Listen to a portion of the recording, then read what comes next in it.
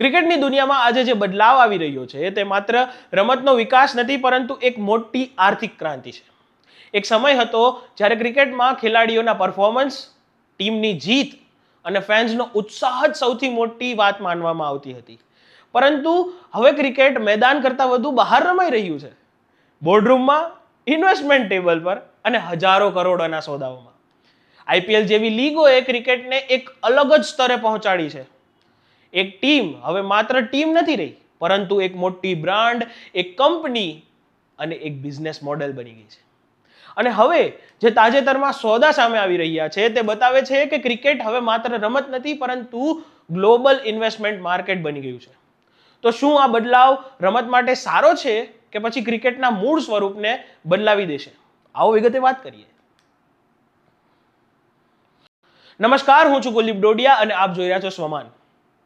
ભારતીય premier league એટલે કે આઈપીએલ હવે માત્ર લીગ નથી, એક મલ્ટી બિલિયન બ્રાન્ડ બની ગઈ છે.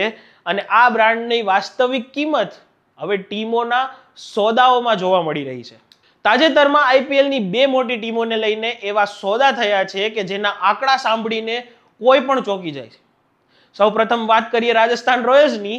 આ ટીમ આશરે 15,301 કરોડ રૂપિયામાં વેચાય છે, એટલે કે લગભગ $1.62 બિલિયન જેટલી કિંમત. આ ટીમને અમેરિકા સ્થિત ઉદ્યોગપતિ કાર્લ સોમાણીના નેતૃત્વમાં આવેલ ગઠબંધન દ્વારા ખરીદવામાં આવી છે, જેમાં આંતરરાષ્ટ્રીય ઉદ્યોગ પરિવાર અને વૈશ્વિક રોકાણકારોનો પણ સમાવેશ થાય છે.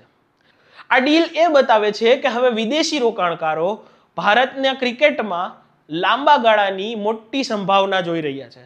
હવે વાત કરીએ રોયલ ચેલેન્જર્સ બેંગ્લોરની, તો આ ટીમ તો હજુ એક પગલું આગળ નીકળી ગઈ. આશરે 16,705 કરોડ રૂપિયામાં વેચાય છે અને આ સાથે royal Challengers Bangalore RCB IPL ઇતિહાસની સૌથી મોંઘી ટીમ બની ગઈ છે. માહિતી મુજબ આ ટીમને એક મોટા ગઠબંધન દ્વારા ખરીદવામાં આવી છે, જેમાં આદિત્ય બિરલા ગ્રુપ, સત્ય ગજવાણી અને અન્ય વૈશ્વિક રોકાણકારો સામેલ છે. ખાસ વાત એ છે કે આ બંને સોદાઓ પછી આ ટીમની માલિકી આવતા સત્ર બાદ સત્તાવાર રીતે બદલાશે. એટલે કે ટીમની મેનેજમેન્ટ સ્ટ્રેટેજી, બ્રાન્ડિંગ અને ભવિષ્યની દિશામાં પણ મોટા ફેરફાર જોવા મળી શકે છે. આ સમગ્ર ઘટનાથી એક વાત સંપૂર્ણ સ્પષ્ટ થાય છે કે ક્રિકેટ હવે માત્ર રમત નથી, તે એક વિશાળ બિઝનેસ ઇકોસિસ્ટમ બની ગયું છે, જ્યાં broadcasting rights, sponsorship, digital viewership, merchandise બધું મળીને એક હજારો કરોડોનું અર્થતંત્ર બનાવે છે. પરંતુ અહીં સૌથી મોટો સવાલ એ ઊભો થાય છે કે શું આવનારા સમયમાં પૈસાનો પ્રભાવ રમત કરતાં વધારે થઈ જશે? શું ટીમો હવે ટ્રોફી માટે નહીં પરંતુ પ્રોફિટ માટે ચલાવવામાં આવશે? અને શું ક્રિકેટનો મૂળ આત્મા, રમતનો જજ્બો આ બિઝનેસ વચ્ચે ક્યાંક ખોવાઈ જશે? આવનારા સમયમાં આનો જવાબ મળશે, પરંતુ હાલ એટલું ચોક્કસ છે કે ક્રિકેટ હવે માત્ર બેટ અને બોલની રમત નથી રહી, તે એક મોટો વૈશ્વિક બિઝનેસ બની ગઈ છે. તો આપણે શું માનવું છે? ક્રિકેટમાં આવતો આ પૈસાનો પ્રવાહ રમત માટે ફાયદાકારક છે કે નુકસાનકારક છે?